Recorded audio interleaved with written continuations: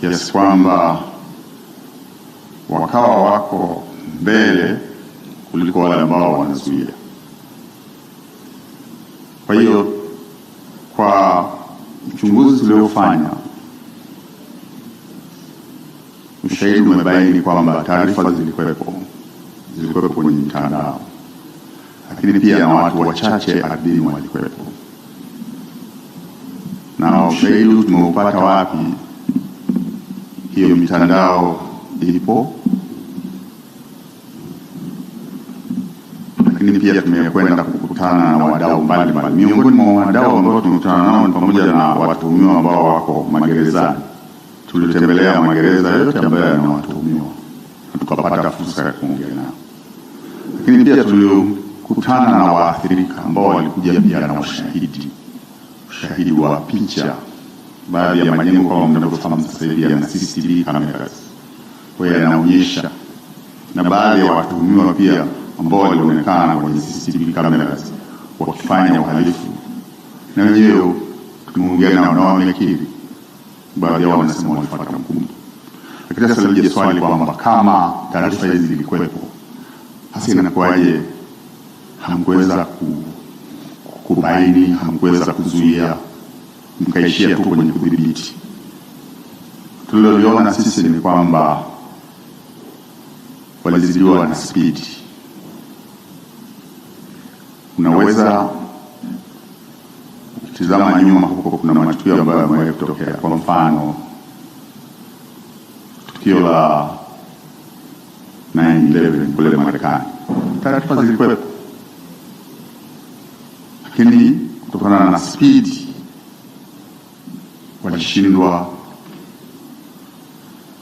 kubaini hasa ni kitu gani kinaenda kutokea. Lakini walikuwa wanaona kabisa kuna mapilot wanafanya training, kuna dalili kwamba watakuja kushambulia, lakini watashambulia wapi, saa ngapi, watakuja na nini, hivyo hatukuweza kupata. Na katika masuala ya intelligence kuna vitu vinavyoitwa intelligence lapse.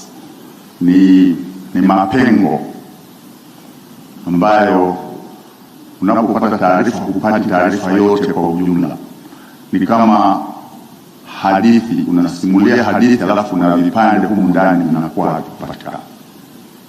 Lakini kingine ni hicho kwamba alichoelezea mzungumzaji aliyepita kwamba mbinu walizotumia ni tofauti na mbinu za kawaida. Mbinu za kawaida, maandamano huwa yanategemea yanaanzia sehemu moja kwenda sehemu nyingine. Ni watu wanakusanyana, wanatoka sehemu moja kwenda sehemu nyingine wakiwa na ujumbe na kadhalika. Kwa hiyo mategemeo yote ya vyombo vya ulinzi na usalama walikuwa wanategemea kitu kama hicho. Lakini kilichokuja kutokea ni fujo zilizokuwa zinasambaa kwa haraka sana kwa kutumia pikipiki, lakini pia fujo zenyewe ziliambatana na kufanya uharibifu mkubwa, kuchoma vituo vya mafuta na kutawanyika katika maeneo mengi kiasi kwamba hata kazi ya kuzuia na yenyewe ikawa ngumu.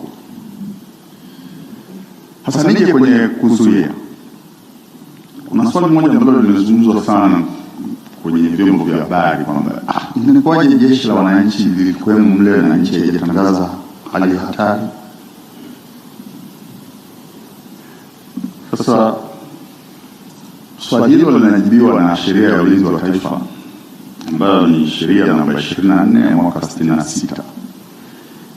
Ina section 110. Ukienda kwenye section ya 21 ya hiyo National Defense Act, ina ruhusu jeshi kwenda kusaidia mamlaka. Kwa Kiingereza wanasema ni assistance to civil power. Kwa hiyo jeshi la wananchi wa Tanzania kwa mujibu wa sheria hiyo inaruhusiwa kwenda kusaidia mamlaka, na uko utaratibu ambao umeelezwa pia kwenye section ya 22 ambayo inasema kwamba watakapokwenda pia wanakuwa na powers za polisi. Hawaendi kwenda kuwaondoa polisi alafu wafanye kazi ya polisi, hapana. Wanakwenda kuassist kwa kushirikiana na vyombo vingine ambavyo vipo. Na pia Kanuni za Majeshi ya Ulinzi namba 15 zimefafanua taratibu mzima ambao utatumika, lakini pia kwa mujibu wa sheria ya Baraza la Usalama wa Taifa, yani National Security Council Act, hii ni Act namba 8 ya mwaka 2010, na yenyewe pia imetoa kamati za usalama. Kuna kamati ya usalama ya mkoa, kamati ya usalama ya wilaya, na imeeleza ni wajumbe gani wanakuwa kule, na jukumu lao ni ku regulate na ku coordinate. Lakini pia kuna kamati ya wakuu wa vyombo vya ulinzi na usalama ambao na wenyewe hukutana kwa ajili ya ku coordinate utendaji. Kwa hiyo kama mnasikia maswali kwamba ilikuwaje wanajeshi wakawepo kule, sababu hiyo kwamba wamekwenda pale kisheria, na sheria hii sio kwa Tanzania pekee yake, ipo kwa nchi mbalimbali. Tofauti tunaweza kawa kanuni zinaweza zikawa zinapishana kidogo, lakini kwa mujibu wa sheria na hii sheria ukitizama hata kabla ya uhuru ilikuwepo, ukipitia sheria mbalimbali. Kwa hiyo ni malizie tu kwa kusema kwamba kulikuwa na changamoto katika kubaini kutokana na teknolojia na mitandao, lakini pia kutokana na speed na usambaji wa hiyo. Na mimi nafikiri kwa mawazo yangu pia imetoa somo kubwa sana kwa vyombo vya ulinzi na usalama kuweza kuzuia tukio lingine kama hili kama litatokea. Na nafikiri mliona tarehe 9 lilitaka kutokea, lakini waliweza kujipanga vizuri zaidi, wakabaini na kuweza kuzuia. Asante Mheshimiwa Mwenyekiti.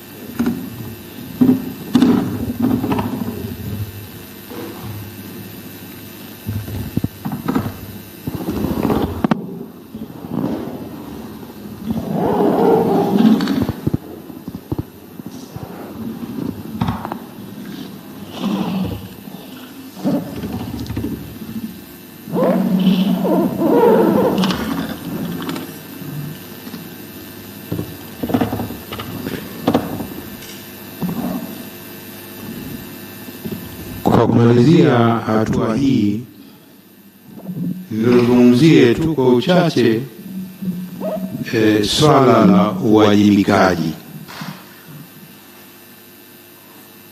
Kama nilivyosema wakati tunawasilisha